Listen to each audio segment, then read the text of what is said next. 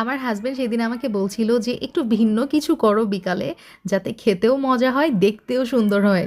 তো আমার মাথায় এই আইডিয়াটা চলে আসলো, তো ঝটপট বানিয়ে নিয়েছি রান্নাঘরে।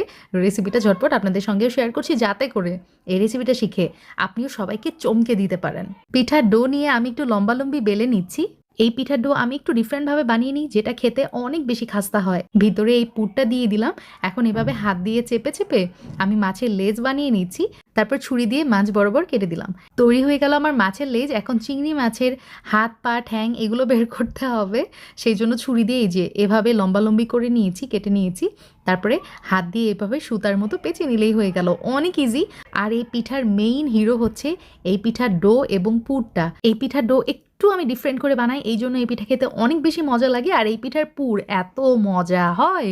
সম্পূর্ণ রেসিপি আমার ফেসবুক পেজ, ইউটিউব চ্যানেল অথবা এই ভিডিওর কমেন্ট বক্সে লিংক দেওয়া আছে, আপনারা চেক করে নিতে পারেন।